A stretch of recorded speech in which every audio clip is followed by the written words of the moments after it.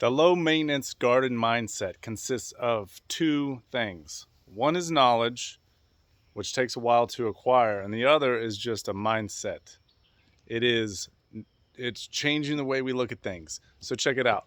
The reason why we have lawns to begin with is because historically people had grass for two reasons primarily. One was because they had livestock and they were using the grass to feed the livestock.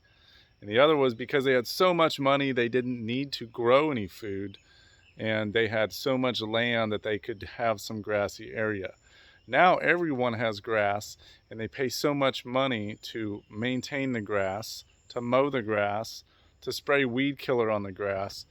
So I just want to walk you through this garden and show you some things that you can do to change your mindset and start growing food, also growing medicine, building resilience. Now my plant knowledge is growing, but I have so much more to learn. So I can share some things that I know, but the thing is, it's like once things start growing, you're like, what's this good for? What's that good for? You find out that it's edible, and then you learn later the medicinal qualities and some things that it can do for you as well. So here we go. Let me walk out here a little bit and then do a turn around. Here's my low maintenance garden. Actually, part of it, this is some overgrown stuff. Let's just look right here.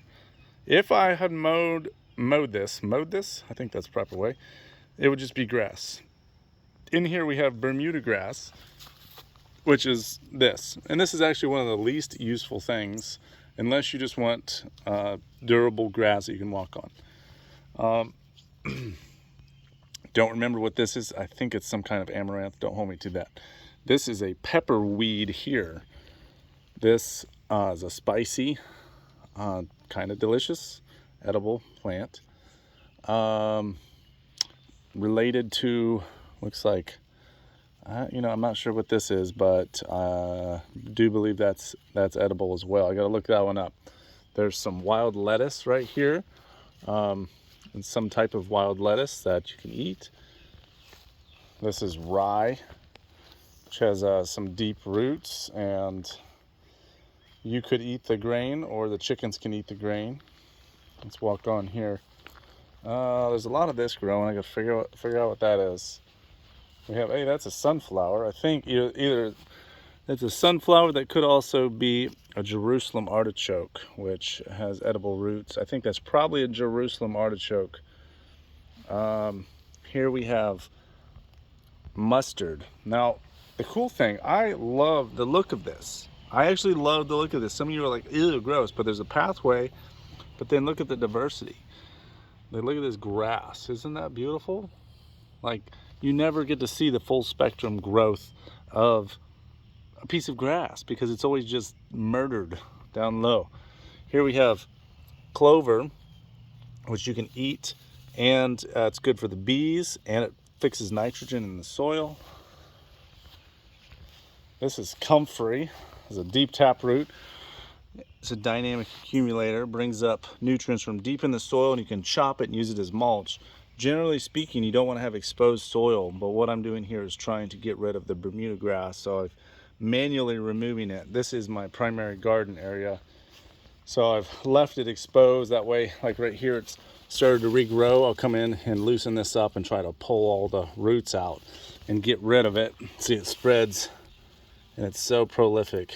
It's spreading, and I want to stop it from coming into the garden, so I've actually got to create an edge, like put some edging in, and then we don't want this soil to stay exposed because all the moisture evaporates out of it. So I want to leave that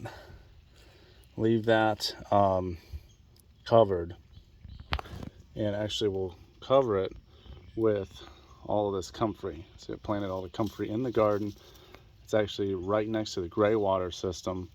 We use natural soaps, so it's harvesting water from that, nutrients, bringing it up, and we'll use that as mulch around our plants. And by the way, this part that you're looking at now is actually the highest maintenance portion, which is why it's right next to my house, so I can see it and walk past it. Here's a whole area of unmowed unmaintained. Like I haven't done anything all year. It's about time I probably hit it with a weed eater, but here we have more lettuce. I've been eating that just about every day. This is lamb's quarters. That is like nutritionally very similar to spinach. It's a very, it grows into a big bush. And there's some geranium right here. And I believe you can eat that. I never eat that. You gotta look that one up and double check that. Whoops, dog toy. This is a dock, and you can eat that. It's pretty nutty flavored, maybe. It's got definitely packed with some nutrients, and there's medicinal qualities here that I'm just learning. And here we have the fruit orchard. This is the lowest maintenance of it all, because these trees have been growing here for 12 years, and as you can see, covered in food. Figs. Those are figs. Over here, this is a massive kiwi arbor, or kiwis that are actually growing all overhead. This whole thing is kiwis, and it's growing up into this beech tree. The beech tree produces nuts for that you could eat or make milk out of, for all you nut milk folks out there. But chickens eat it too. Down here we have grapes and boysenberries all along here. There's the pond has water catchment watering. It actually captures water off of the greenhouse roof, goes into here. There's gambusia and tadpoles in there to keep the mosquito larvae under control. Then it overflows, goes out here underneath the walkway, waters the fig trees, runs into the fruit orchard. So this whole orchard, I won't do a full tour right now, but that is loaded with food. Here we have shiso. The purple stuff is edible, and it's in the mint family. It'll get really big. This is wood sorrel. Here's kind of sour. It has some oxalic acid in it, so you don't want to eat too much of it. That's mullein. It's supposed to be good for your lungs. Also has some fuzzy leaves that you can use to wash your face or wipe your booty. There's blueberries, and there's a cat named Blueberry. I'm not growing any cinnamon, but there's also a cat named Cinnamon. Here's rosemary. Oh, this is sedum. This is edible. That's a succulent. Oh, this, I gotta show you this. This is the kiwi vine from the outside. Massive, isn't it? Craziness.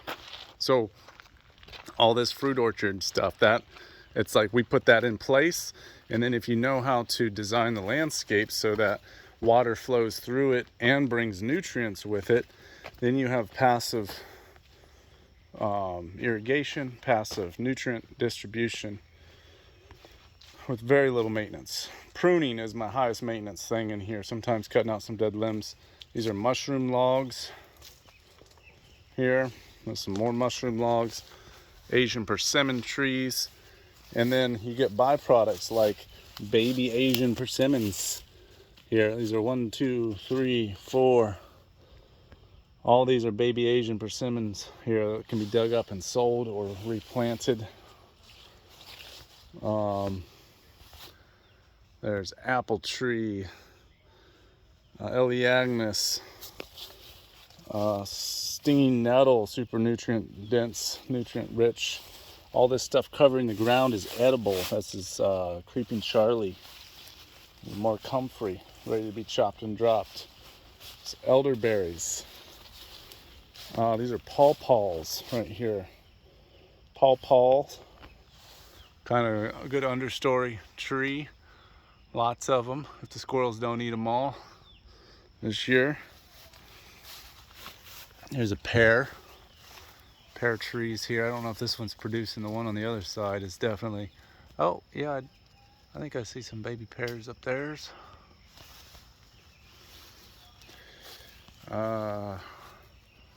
Big Asian persimmon, more figs. There's oh, well, blackberries in here. All these are blackberries. We're walking down a swale right now, carrying water to a pond. This is greenbrier. That's edible. Pretty much like 95% of this stuff here is all wild lettuce, greenbrier, edible. This stuff is, I believe, this should be edible. It's related to the wild lettuce. I haven't eaten any of that. Wood sorrel, greenbrier, and somewhere in here I actually have some watermelons planted. There's a little baby watermelon coming up. I'll mulch around that a little bit better here shortly. Chop and drop some of this stuff. Pomegranates, peaches. Although the peaches aren't really a low maintenance fruit, we do have some peaches growing in here. And there's some more watermelons growing. See, I chopped some of this ryegrass now. Man, this is a good example of when you chop and drop. See this soil? Look at that worm right there. He just went under. I'll move this back, and there's all kinds of life down in there. Look at that. Roly-polies, snail, right? Moisture, wet soil, all that life is in there digesting and aerating the soil and leaving high quality bug manure as fertilizer for our plants. Chop and drop. Don't haul away your grass. There's a dog. This is low maintenance animal entertainment and watering here. Water catchment. There's a chicken herding cat. Got most of the chickens. Most of the chickens are in there. But... So, the only thing that's not edible in here, I believe, is that crepe myrtle. There's a crepe myrtle right there. The oaks produce acorns. You can eat the acorns. They have high tannins. You have to wash the tannins out, but you can eat those, make flour out of them, feed your chickens, make bread. These are olives, which aren't doing the greatest. All this is, I always mess the name up. Sumac? I think it's sumac. It's got a high vitamin C, beautiful red berry on it. You just make tea out of it or something.